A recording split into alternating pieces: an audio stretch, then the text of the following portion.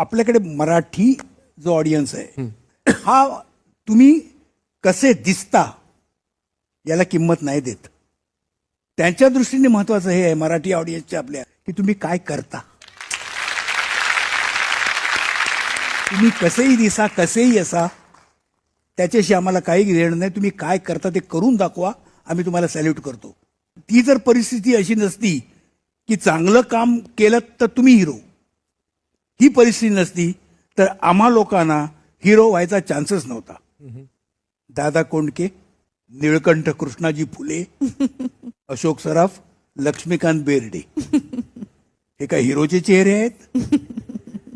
पण तरी देखील हिरो राहून कित्येक वर्ष रूल केला मी तर असं म्हणतो की मी आणि लक्ष्मीकांत बेर्डेने तर मराठी चित्रपटसृष्टीमध्ये जगवली.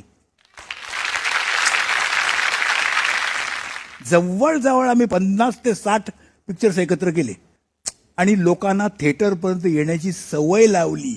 हे मी अभिमानाने सांगू शकतो.